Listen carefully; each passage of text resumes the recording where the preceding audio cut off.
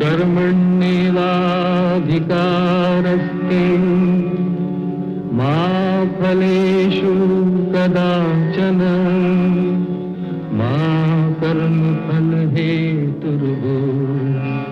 मा ते संगोऽस्त्वविकर्मणि।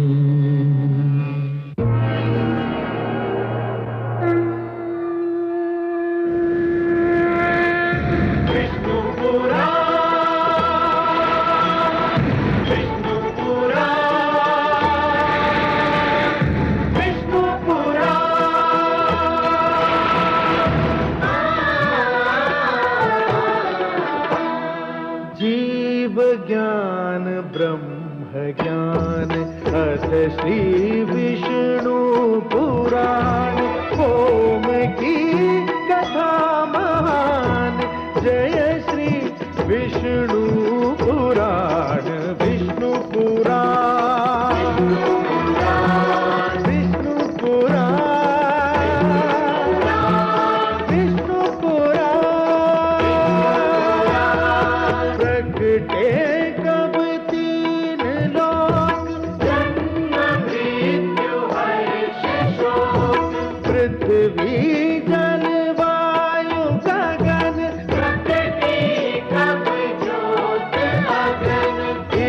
पुराण में है निहित जप तप और योग ध्यान विष्णु पुराण विष्णु पुराण विष्णु पुराण। मैं मां हूं, धरती मां। गुरु को दक्षिणा देना वास्तव में शिष्य की ओर से अपने गुरु का आभार प्रकट करने का एक सुंदर प्रतीक है।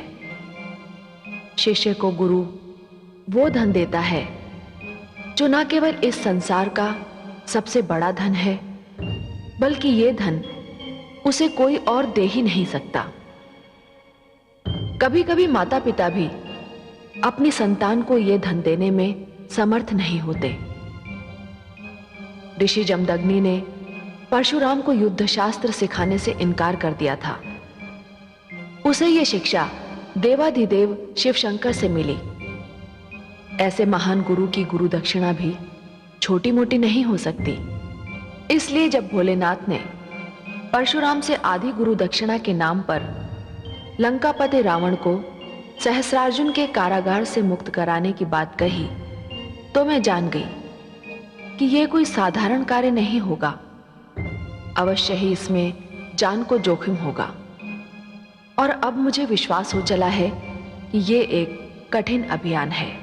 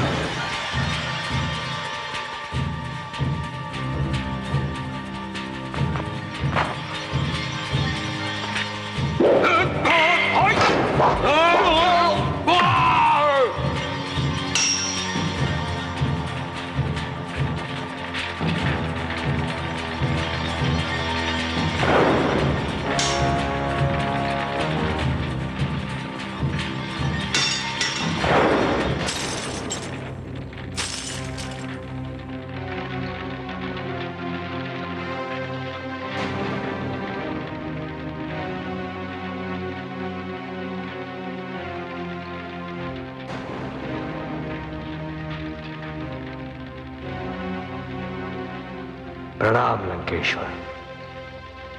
मैंने तुम्हें पहचाना नहीं। मैं आपको इस कारागार से मुक्त कराने आया हूं। तुमसे पहले भी 3 व्यक्ति यही योजना लेकर आए थे, किंतु मैंने आपने उनके साथ जाना स्वीकार नहीं किया। हाँ, क्योंकि मैं भगोड़ा नहीं हूं। शंभो शंभो। लंकेश्वर, मैं आपको भागने का परामर्श नहीं दे रहा हूं। मैं आपको यहां से ले जाने के लिए आया हूं। ये सारे सुरक्षा अधिकारी जो इस कारागार की सुरक्षा कर रहे थे, मारे जा चुके हैं। अब आप यहां से एक विजेता की भांति जा सकते हैं। इसका अर्थ यह हुआ कि तुमने अपनी सेना के साथ इस कारागार पर आक्रमण किया है। मैं स्वयं ही अपनी सेना हूं लंकापति। मुझे सहस्र अर्जुन की कही हुई किसी बात का ध्यान आ रहा है। तुम हो कौन? आप जिसके भक्त हैं, मैं उन्हीं का शिष्य हूं। मेरा नाम राम। राम?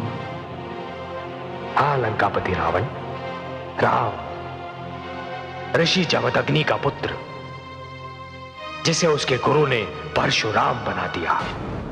तुम मुझे मुक्ति दिला के मुझ पर उपकार क्यों करना चाहते हो?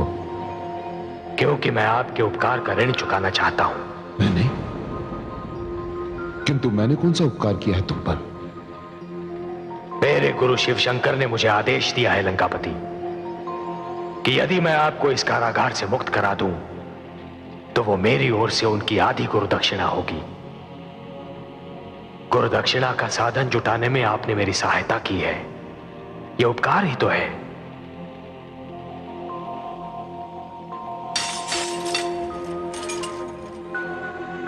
मेरी बात मानकर आप मुझ पर उपकार ही तो करेंगे।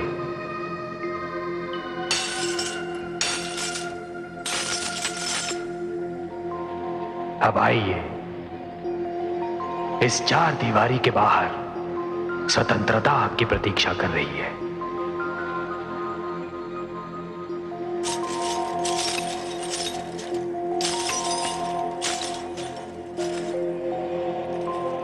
परशुराम,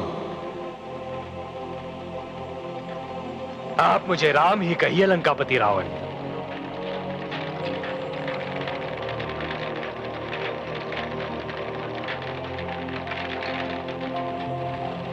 राम,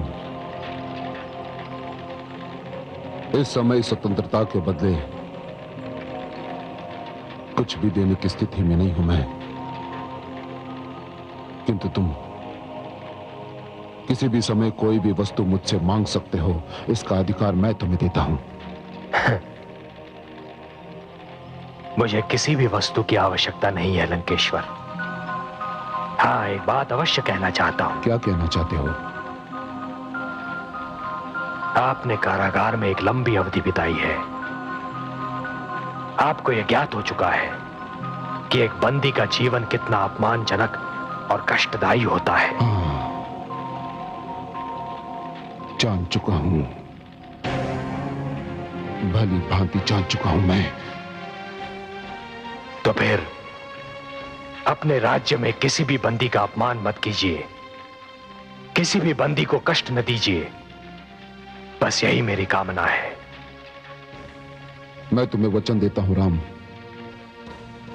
कि बंदियों के साथ उनके वर्ग और श्रेणी के अनुसार ही व्यवहार करूंगा। मैं वचन देता हूं। राम, तुम्हारा धनुष बहुत सुंदर है। यह मेरे गुरु शिव शंकर का उपहार है लंकापति। मैं सदैव इसका सम्मान करूंगा।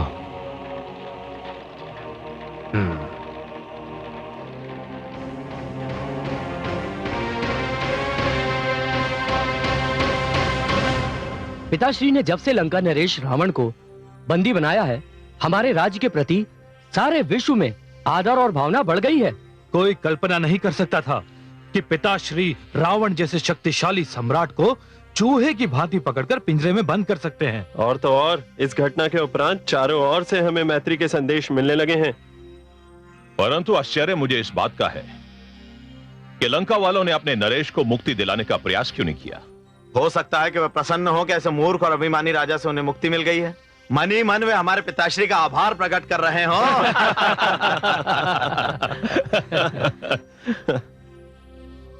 महाराज शस्त्रार्जुन की जय हो। कहो महामंत्री, कुशल तो है? चुप क्यों हो महामंत्री? महाराज, लंकापति रावण कारागार से भाग निकलने में सफल हो गया। क्या? कैसे? भोर भये जब प्रातःकाल के पारी वाले संतरी कारागार पहुंचे तो क्या हुआ? रावण कारागार में नहीं था। और वो संतरी, वो कहां मर गए थे? वो सत्य ही मर चुके थे। कारागार में उपस्थित समस्त सैनिक मारे जा चुके थे। तो इसका अर्थ यह हुआ कि रावण की सेना की एक टुकड़ी ने कारागार पर आक्रमण करके रावण को छुड़ा लिया। महाराज, एक घायल बंदी ने बताया कि किसी सेना की टुकड़ी ने आक्रमण नहीं किया था। तो फिर? उसका कहना था कि केवल चुप हो गए। उसने बताया कि केवल एक नवयुवक ने कारागार में घुसकर सबको मार भी डाला और रावण को छुड़ा भी ले गया। केवल एक नवयुवक? एक नवयुवक अर्थात परशुराम सेनापति।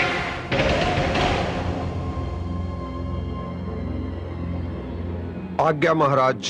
एक क्षण का विलंब किए बिना आंधी की गति से जाओ और ऋषि जमदग्नि के आश्रम को घेर कर परशुराम को ढूंढो और उसी स्थान पर उसी क्षण उसका वध कर दो। जो आज्ञा महाराज।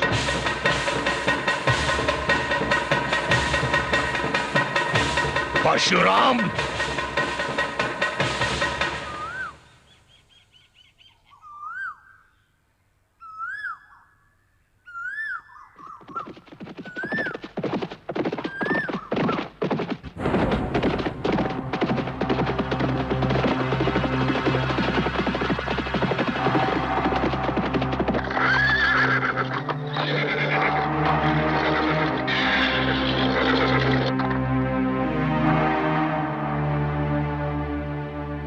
ऋषिवर, कहां है तुम्हारा पुत्र परशुराम? वो यहां इस आश्रम में नहीं रहता। सैनिकों! जी सेनापति। आश्रम के कोने कोने में देख लो। जो आज्ञा सेनापति। ढूंढो से। आप बाहर चलिए।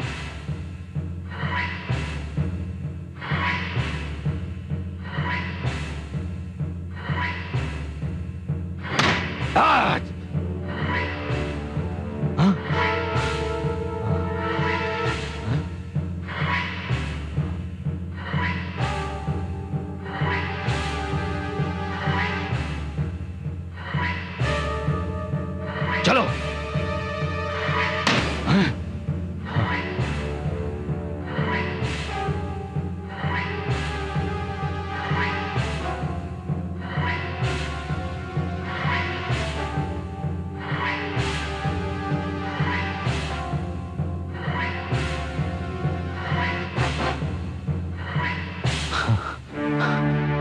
हमने सारा स्थान देख लिया, वो यहां नहीं है। मैंने आपसे पहले ही कहा था सेनापति कि परशुराम यहां से जा चुका है। उसकी और मेरी राहें अलग हो चुकी है। अब वो यहां इस आश्रम में कभी नहीं मिलेगा। आपको इतना तो ज्ञान होगा कि वो यहां से कहां गया। मुझे तनिक भी ज्ञान नहीं कि वो कहां गया है। सत्य तो यह है कि हम में से किसी को ज्ञात नहीं कि वो कहां है। वो गया अवश्य है, परंतु वो किसी को बता के नहीं गया कि वो कहां जा रहा है और किधर जा रहा है। ठीक है ऋषिवर, इस समय तो हम यहां से जाते हैं, किंतु कुछ सैनिक यहीं रहेंगे यह देखने के लिए कि आपकी बात में कितना सत्य है, और मुझे यह बताने की तनिक भी आवश्यकता नहीं कि यदि आपकी बात असत्य सिद्ध हुई तो आपका क्या होगा।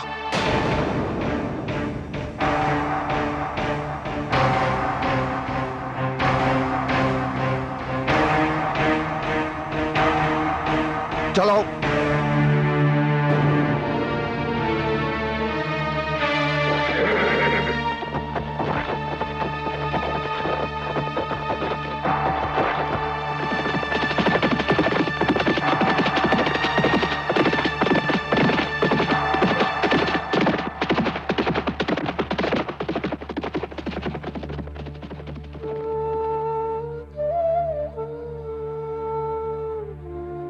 पता नहीं मेरा पुत्र कहाँ है। मेरा मन कह रहा है वो जहां कहीं भी होंगे सकुशल होंगे। मेरा मन कहता है कि मेरे पुत्र ने कुशलता से बैर मोल लेकर मृत्यु से मित्रता कर ली है।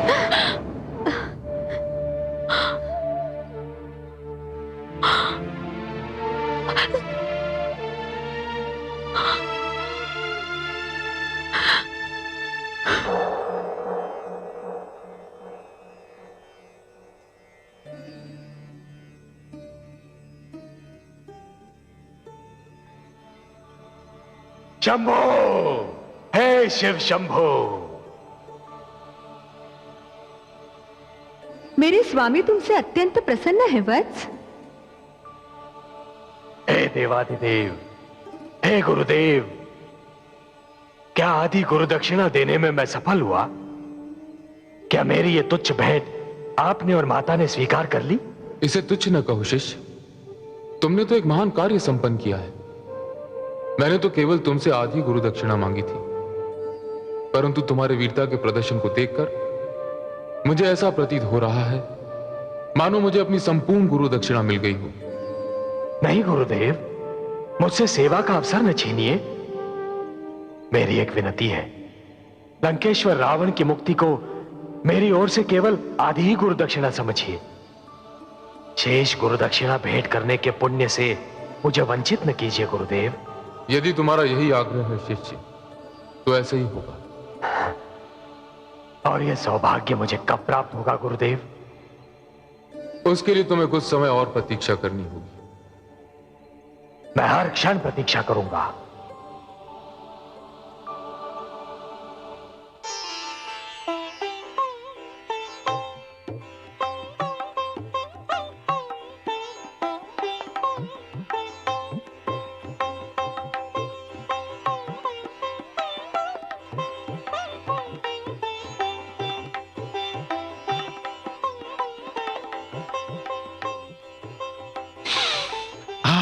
रेणुका, आज आपने कुछ अधिक ही मन लगाकर खीर बनाई है। केसर की सुगंध तो मुझे बाहर ही मिल गई थी और मुझे रहा नहीं गया। स्वामी, ये वो खीर है जो परशुराम बड़े चाव से खाया करता था। बालपन से लेकर आज तक उसके जन्मदिन पर मैं यही खीर बनाया करती हूं। पर वो तो आज है नहीं यहां। किंतु उसका जन्मदिन तो है। भूल गए आप? वर्षों पहले आज ही की रात तो मेरे परशुराम का जन्म हुआ था। मैं उसकी अनुपस्थिति में भी आज के दिन ये खीर अवश्य बनाया करती थी।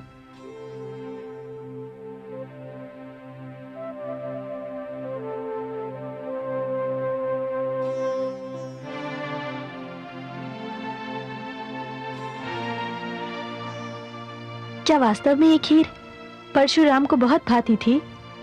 हाँ, वो तो इस खीर की सुगंध पाते ही उतावला हो उठता था। पता नहीं उसे स्मरण भी है या नहीं कि आज उसका जन्मदिन है। ये खीर का पात्र मुझे दे दीजिए। अवश्य, किंतु क्यों? मैं इसे लेकर उसके पास जाऊंगी। इस समय? रात्रि में? दुष्ट सहस्रार्जुन के राज्य में रातें अधिक सुरक्षित होती हैं। दिन में तो उसके सैनिक भूखे भेड़ियों की तरह भ्रमण करते रहते हैं। लाइए, मुझे खीर दे दीजिए, मैं भी लेकर जाती हूँ।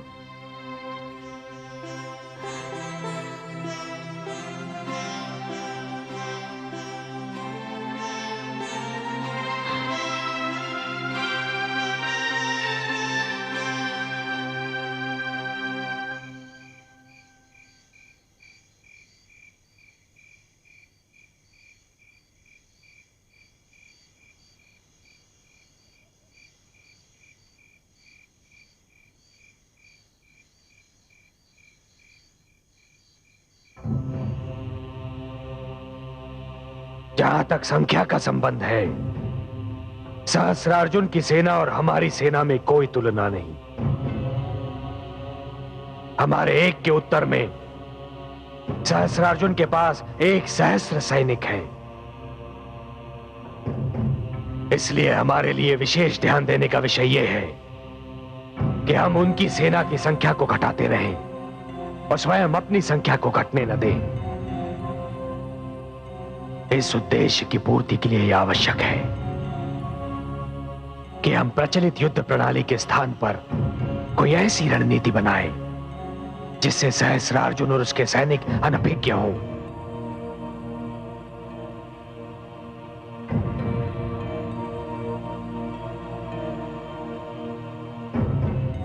और रणनीति यह है कि मारो और भागो, अर्थात अचानक कहीं से निकलकर शत्रु पर आक्रमण करो, जितनों को मार सको मारो, और जैसे ही शत्रु संभलने लगे भाग जाओ।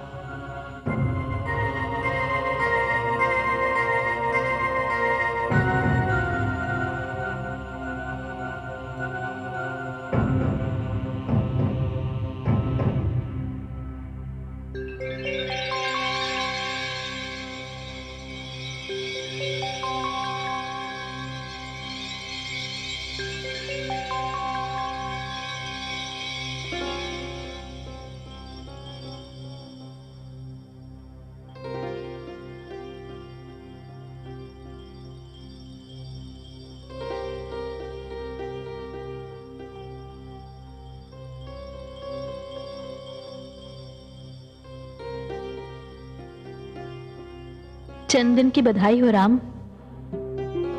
जन्मदिन? भूलने का अभ्यास होता जा रहा है तुम्हें।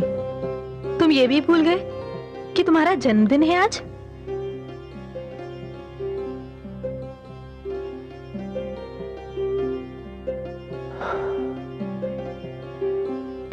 अनामिका, मैं तो अपना जन्मदिन केवल उसी दिन मनाऊंगा जब यह धरती सहस्रार्जुन के अत्याचार से मुक्त और उसके बोझ से रिक्त हो जाएगी। ठीक है, तभी मनाना, किंतु अभी चलकर माताश्री और पिताश्री का आशीर्वाद तो ले लो। नहीं, पिताश्री मुझसे रुष्ट है और माताश्री का आशीर्वाद तो सदैव मेरे संग है। देखो, मैं तुम्हारे लिए तुम्हारी मनभावन खीर लेकर आई हूं। तुम्हें रात्रि के समय इस वन में नहीं आना चाहिए था।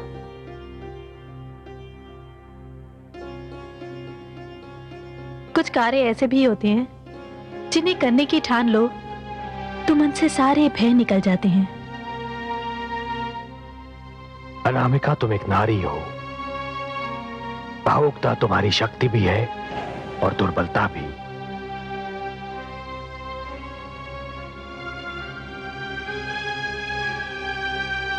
परंतु मैं जीवन की जिस राह पर आ खड़ा हुआ हूं, वहां भावुकता के लिए कोई स्थान नहीं है। मैं बहता हुआ वो जल हूं जिसका एक स्थान पर ठहर जाना असंभव है।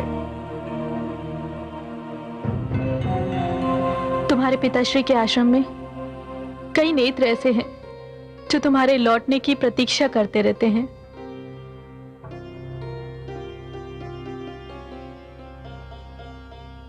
उन नेत्रों से कह दो अनामिका कि प्रतीक्षा करना बंद कर दें, क्योंकि ये तो मैं स्वयं नहीं जानता कि मैं लौटूंगा भी या नहीं। नहीं, वे नेत्र बड़े ही ढीठ हैं, मेरा कहा नहीं मानेंगे। चाहे मार्ग देखते देखते वे पथरा ही क्यों ना जाएं।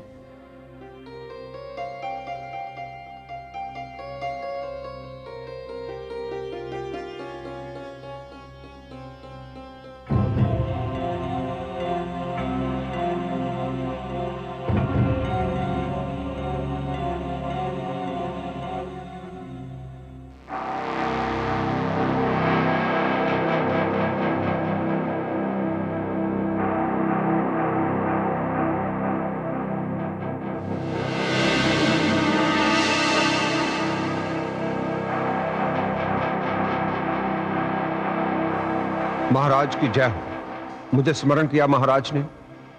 हां सेनापति, हमें सूचना मिली है कि परशुराम आश्रम को छोड़कर पास के किसी वन में छुपा है। सेवक आपकी आज्ञा की प्रतीक्षा में है। सैनिकों को लेकर जाओ और स्मश वन को छान मारो, और यदि उसका पता चल जाए तो हमें तुरंत सूचना दो। जो आज्ञा महाराज।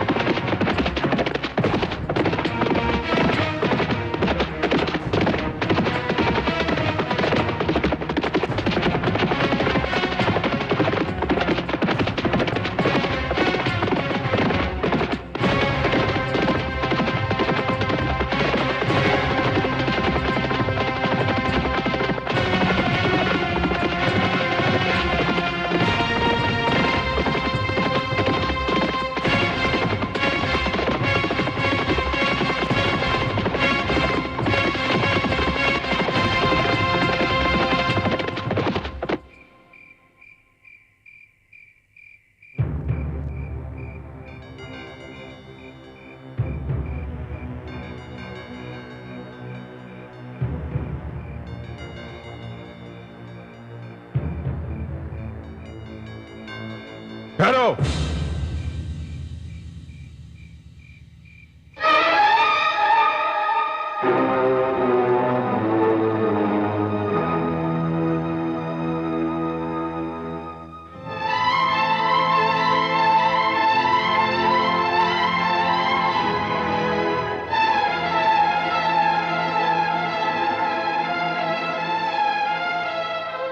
कहाँ जा रहे हो? वन में गुरुदेव। इतनी रात्रि गए वन में क्या करने जा रहे हो? मित्र परशुराम से प्रशिक्षण लेने जा रहे हैं। क्या? परशुराम से प्रशिक्षण लेने? युद्ध का प्रशिक्षण लेने गुरुदेव। क्या? युद्ध का प्रशिक्षण?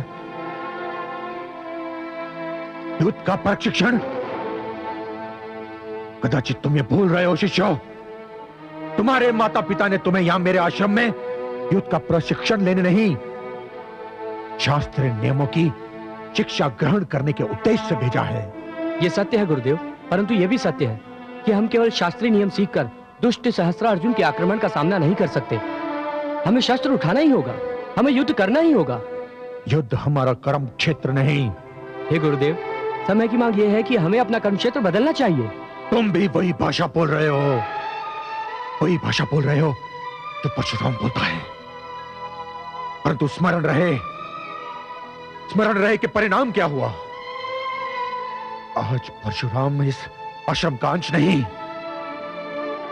और यदि मैं सिद्धांत के मतभेद पर अपने पुत्र को आश्रम से निकल जाने का आदेश दे सकता हूं, तो मैं ये आदेश तुम लोगों को भी दे सकता हूं। किंतु गुरुदेव, गुरु का आदेश सुनकर किंतु और परंतु जैसे शब्दों का प्रयोग गुरु की आज्ञा से मुख फेरने की राह पर पहला पग धरना होता है। तो क्या मैं ये समझूं कि तुम सबने आज्ञाकारिता से विमुख होने का निर्णय कर लिया है? नहीं गुरुदेव, हम में इतनी शक्ति नहीं कि हम अपने गुरु का आदेश टाल सके। तो फिर जाओ, लौट जाओ यहां से। और ये मेरा आदेश है कि आज के उपरांत परशुराम से युद्ध का प्रशिक्षण लेने कोई नहीं जाएगा। जाओ।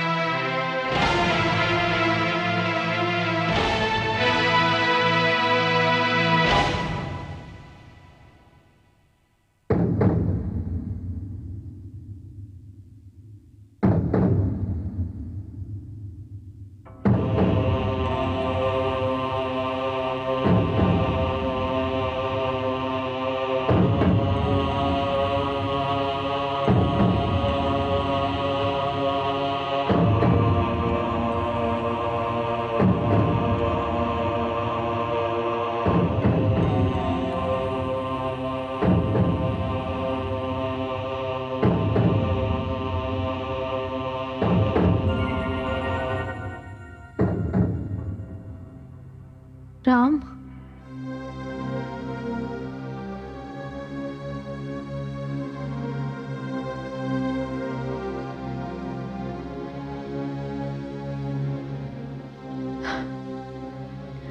मुझे खेद है राम कि तुम जिनकी प्रतीक्षा कर रहे हो वो यहाँ नहीं आएंगे, कदाचित कभी नहीं आएंगे। अर्थात तुम्हारे पिताश्री को ज्ञात हो चुका है कि तुम उनके शिष्यों को युद्ध का प्रशिक्षण दे रहे हो। उन्होंने उन्हें यहाँ ना आने का और तुमसे प्रशिक्षण ना लेने का आदेश दिया है। इस संकट का पूर्व अनुमान तो अवश्य था, किंतु चिंता नहीं थी। ऐसे संकट भी मेरा मार्ग नहीं रोक पाएंगे। मैं अकेला ही लड़ूंगा। मुझे तुम्हारी वीरता पर संदेह नहीं है, किंतु नीति पर है। क्यों? मुझे ज्ञात है कि तुम अकेले ही समस्त सेना पर भारी हो और इसका प्रमाण भी मैं देख चुकी हूं। किंतु सहस्त्रार्जुन की सेना से लड़ने के लिए किसी दूसरी सेना को प्रशिक्षण देने का उद्देश्य केवल एक सेना का निर्माण करना नहीं था। इसका उद्देश्य था अत्याचार और अन्याय के विरुद्ध समस्त समाज में जागृति लाना, आत्मरक्षा की चेतना फैलाना और समाज को यह बताना कि अत्याचार चुपचाप सह लेने से अत्याचार का अंत नहीं होता, अत्याचार का विरोध होना ही चाहिए। तुम सत्य कह रही हो अनामिका, किंतु यह भी तो सत्य है कि अब यह सब नहीं हो सकता। क्यों नहीं हो सकता? क्योंकि मैं अकेला ये सारे कार्य तो नहीं कर सकता।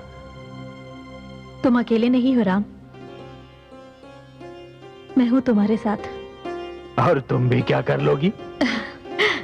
बहुत कुछ कर सकती हूं मैं दूसरे आश्रमों में जाकर युवकों के बीच जागृति फैलाऊंगी। मैं उन्हें तुम्हारे साथ तुम्हारी सेना में सम्मिलित होने के लिए प्रेरित करूंगी। मैं दिन भर तुम्हारे माता पिता और सुशीला की सेवा करूंगी और रात्रि में तुम्हारा संदेश फैलाऊंगी। ये युद्ध केवल है ही क्षत्रियों और भार्गव के मध्य नहीं है, ये तो एक अत्याचारी वर्ग के विरुद्ध समस्त समाज का युद्ध है। उस वर्ग के विरुद्ध है जो गुरुकुल और आश्रमों की संस्कृति को मिटाने पर तुला हुआ है। अनामिका, मेरे मन में तुम्हारे लिए आदर बढ़ गया है। मैं कामना करता हूं कि चेतना की जो अग्नि तुम्हारे मन में भड़क रही है उसका स्पर्श हर नारी के मन को हो। किंतु मुझे भय भी लग रहा है अनामिका कि यदि ये सब पिताश्री को ज्ञात हो गया तो वो तुम्हें वो सब नहीं करने देंगे जो तुम करना चाहती हो। मुझे कोई रोक नहीं पाएगा, तुम्हारे पिताश्री भी नहीं। मैं उसे आगे ले ही लूंगी, चाहे इसके लिए मुझे झूठ का ही सहारा क्यों ना लेना पड़े। झूठ? कहना क्या चाहती हो? यही कि जब जीवन का मूल आधार संकट में हो, जीवन के समस्त सिद्धांत संकट में हो, भविष्य संकट में हो, तो जीवन की रक्षा करने के लिए सत्य और असत्य में अंतर अर्थहीन हो जाता है। यदि इस विषय में तुम्हें कुछ पता चले तो बुरा मत मानना। अनामिक,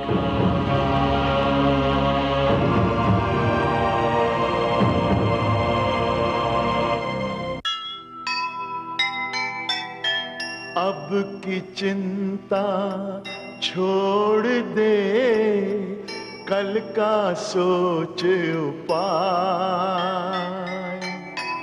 तू है सच की राह पर, तू काहे घबराए। आज अकेला रह गया, भूल न पर ये बात। ईश्वर जिसके साथ है, विजय उसी के हाथ, विजय उसी के हाथ। जो सुनेगा ये पुराण, पाएगा सुख और ज्ञान, पाएगा सुख और ज्ञान। कर्म को ही धर्म जान, प्रेम की तू छेड़तान, प्रेम की तू छेड़तान। बीते युग बता रहे हैं, बीते युग बता रहे हैं, सत्य पथ पे चल सुजान,